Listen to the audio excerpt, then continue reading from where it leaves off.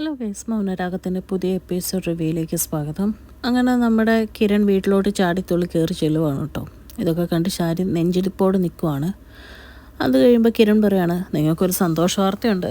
നിങ്ങൾക്ക് അത്ര സന്തോഷമായിരിക്കുമെന്ന് അറിയത്തില്ല, താരയാൻറ്റിക്ക് ബോധം വന്നു എന്ന് പറയുവാണ് കേട്ടോ.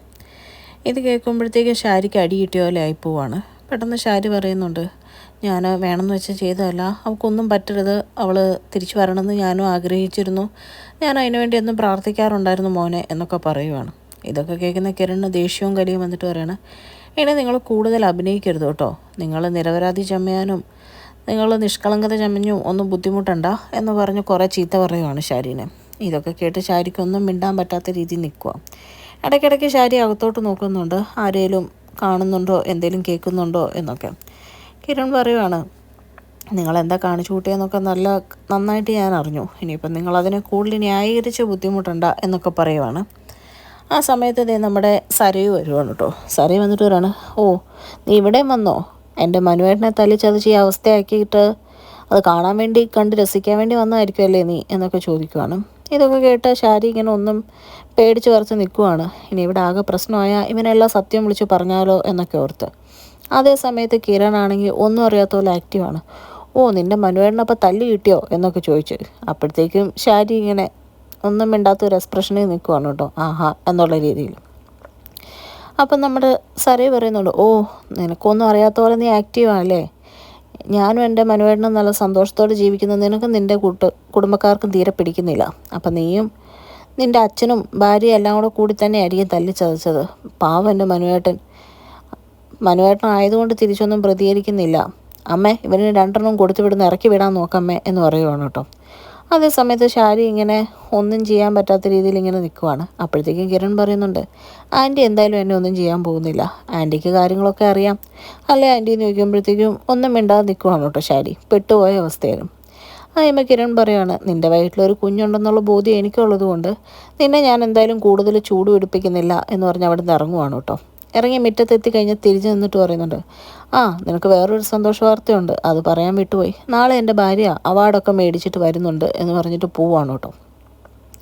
ഇതൊക്കെ കണ്ടും കേട്ടും സഹിക്കാൻ പറ്റാതെ സരയു ഷാരിയോട് ചോദിക്കുകയാണ്, അമ്മ എന്താ അവൻ്റെ കഴുത്തിന് പിടിച്ച് പുറത്താക്കാഞ്ഞേ എന്ന് ചോദിക്കുമ്പോഴത്തേക്കും ഷാരി ഒന്നും അറിയാത്ത രീതിയിൽ പറയുകയാണ്, അതിന് അവനാ ചെയ്തതെന്ന് ഉറപ്പൊന്നുമില്ലല്ലോ മോനെ, ഇനിയിപ്പം നമ്മൾ അതിൻ്റെ പേരിൽ പ്രശ്നം ഉണ്ടാക്കിയാൽ വീണ്ടും മനുമോനെ കൈ കിട്ടുമ്പോഴത്തേക്കും അവരെടുത്തിട്ട് അടിച്ചാലോ എന്ന് പറയുമ്പോഴേക്കും സരി പറയുകയാണ്, അമ്മയ്ക്ക് എന്തൊക്കെയോ മാറ്റമുണ്ട്, എന്താണോ ഇവിടെ നടക്കുന്നതെന്ന് പറയുമ്പോഴേക്കും ഷാരി പറയുകയാണ്, ഒരു മാറ്റവും ഇല്ല, ഇതല്ലേ ഞാൻ മോളോട് പറഞ്ഞേ, എത്രയും പെട്ടെന്ന് നമുക്ക് ഇവിടുന്ന് മനുമോൻ്റെ കൂടെ അമേരിക്കയ്ക്ക് പോകാം, ഈ നാട്ടിൽ നിന്നാൽ തന്നെ ശരിയല്ല എന്നുള്ള രീതിയിൽ പറയുവാണ്. ഇതെല്ലാം കേട്ടിട്ട് സരയു പറയാം, ആ എന്തേലും ആട്ടെ അമ്മ വാ, നമുക്ക് മനുവേട്ടന് ഒന്നുകൂടെ കുഴമ്പിട്ട് ആവി പിടിച്ചു കൊടുക്കാം, തീരെ വയ്യ മനുവേട്ടനെന്ന് പറയുവാണ്. ഇതൊക്കെ കേൾക്കുമ്പോൾ ഷാരിക്ക് ആകെ വിഷമമാവുകയാണ് കേട്ടോ. അത് കഴിഞ്ഞ് കാണിക്കുന്ന കല്യാണിയുടെ സ്വീകരണത്തിൻ്റെ പരിപാടികളാണ് കേട്ടോ.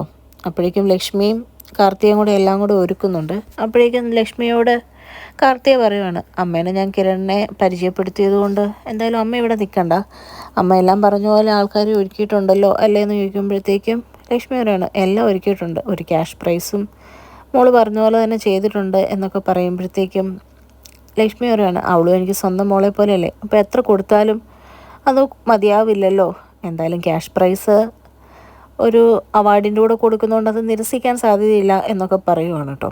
അത് കഴിയുമ്പോഴത്തേക്കും കിരൺ കല്യാണീനെ കൂട്ടിയിട്ട് വരുവാണ്. വരുന്ന വഴിക്ക് ഫുള്ള് കല്യാണീനെ ഇങ്ങനെ നോക്കിയിരിക്കുവാണ്. അപ്പോഴത്തേക്കും കല്യാണി ചോദിക്കുന്നുണ്ട്, എന്താ കാണാത്ത പോലെ നോക്കുന്നതെന്ന് ചോദിക്കുമ്പോഴത്തേക്കും ഒന്നുമില്ല, ഞാൻ എൻ്റെ ഭാര്യനെ കണ്ടിട്ട് കുറേ നാളായില്ലേ എന്ന് പറഞ്ഞ് രണ്ടുപേരും പരസ്പരം റൊമാൻറ്റിക്കായിട്ട് നോക്കിയിരിക്കുവാണ്. ആ സമയത്ത് കല്യാണി പറയുന്നുണ്ട്, ഞാനോർത്തു കല്ലുമോനുവിനെ കൊണ്ടുവരുമെന്ന്, എന്താ കിരണേട്ടാ കൊണ്ടുവരാത്തെ, ഇനി പരിപാടിയെല്ലാം കഴിഞ്ഞ് വീട്ടിൽ ചെന്നാലല്ലേ മോനെ കാണാൻ പറ്റുള്ളൂ, നിങ്ങളെ രണ്ടേയും കാണാതെ ഞാൻ എന്തോരം വിഷമിച്ചെന്നറിയാവോ എന്നൊക്കെ പറഞ്ഞ് ഓരോ പരിഭവവും പരാതിയൊക്കെ പറയുവാണ്. ഇതൊക്കെ കേട്ടുകൊണ്ടിരിക്കുമ്പോഴത്തേക്കും നമ്മുടെ കിരൺ പെട്ടെന്ന് വണ്ടി സൈഡിൽ പാർക്ക് ചെയ്യുവാണ് കേട്ടോ.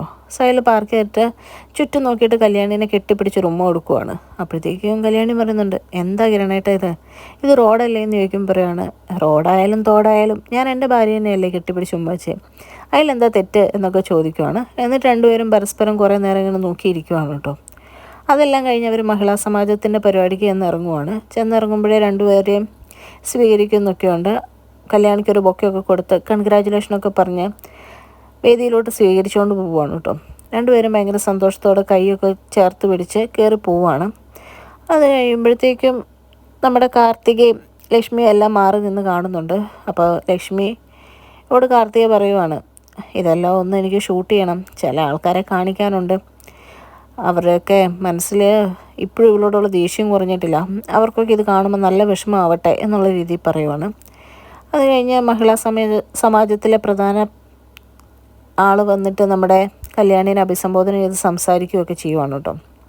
അത് കഴിയുമ്പോൾ അവർ പറയുന്നുണ്ട്, ഒരു പൊന്നാടി അണിയിക്കാനുണ്ടെന്നൊക്കെ പറഞ്ഞ് സ്വീകരിക്കുകയാണ്. അത് കഴിഞ്ഞ് അവാർഡ് കൊടുക്കുന്നുണ്ട്, ചെറിയൊരു ക്യാഷ് പ്രൈസും ഉണ്ടെന്ന് പറഞ്ഞ് അതും കൊടുക്കുവാണ് കേട്ടോ. ഇതൊക്കെ കാണുമ്പോൾ കിരണിന് ഒരുപാട് സന്തോഷമാവുകയാണ്. എല്ലാം കഴിഞ്ഞ് ലാസ്റ്റ് കല്യാണിനെ സംസാരിക്കാൻ വേണ്ടിയിട്ട് വേദിയിലോട്ട് ക്ഷണിക്കുവാണ്.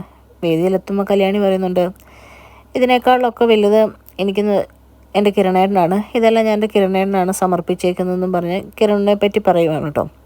അത് കഴിയുമ്പോൾ പറയുന്നുണ്ട്, എനിക്ക് ഈ കിട്ടിയതൊക്കെ വളരെ വലിയ സമ്മാനങ്ങൾ തന്നെയാണ്, പക്ഷേ ഞാൻ ആദ്യമായിട്ടാണ് കിരണേട്ടനെയും കുഞ്ഞിനെയും പിരിഞ്ഞ് ഇത്രയും നാൾ നിൽക്കുന്നത്. അതെനിക്ക് ഒട്ടും താങ്ങാൻ പറ്റിയില്ല എന്നും അത് വെച്ച് നോക്കുമ്പം ഇത് എനിക്ക് ഇനി ഇങ്ങനെ പോയി നിൽക്കണം എന്നൊന്നും ഇല്ല എന്നുള്ള രീതിയിലൊക്കെ പറയുവാണ്. എനിക്കതിലും മൂല്യം എൻ്റെ കുടുംബം എന്നുള്ള രീതിയിൽ കല്യാണി സംസാരിക്കുവാണ് കേട്ടോ. ഇതൊക്കെ കേൾക്കുമ്പോൾ ലക്ഷ്മിക്കും കാർത്തികയ്ക്കും ചെറുതായിട്ട് വിഷമമൊക്കെ ആവുന്നുണ്ട്. അത് കഴിയുമ്പോഴത്തേക്കും മഹിളാ സമാജംകാർ നമ്മുടെ ഇത്രയും സപ്പോർട്ടായിട്ട് നിൽക്കുന്ന ഭർത്താവായിട്ട് കിരണിനെ ഒരു പൊന്നാടി അണിയിക്കുവാണ്. അത് കഴിയുമ്പോൾ കിരണിനെ 2 വാക്ക് സംസാരിക്കാൻ വേണ്ടിയിട്ട് വേദിയിലോട്ട് ക്ഷണിക്കുവാണ് കേട്ടോ. അപ്പോൾ കിരൺ പറയുന്നുണ്ട്, എനിക്ക് കല്യാണിയുടെ പേരിൽ അറിയപ്പെടുന്നതിൽ ഒരു അപമാനവും ഇല്ല, ഒരുപാട് സന്തോഷം മാത്രമേ ഉള്ളൂ. കല്യാണിയുടെ പേരിൽ അറിയപ്പെടുക എന്ന് പറയുന്നത് എന്നെ സംബന്ധിച്ച് വളരെ വലിയ കാര്യമാണ് എന്നുള്ള രീതിയിൽ പറയണം.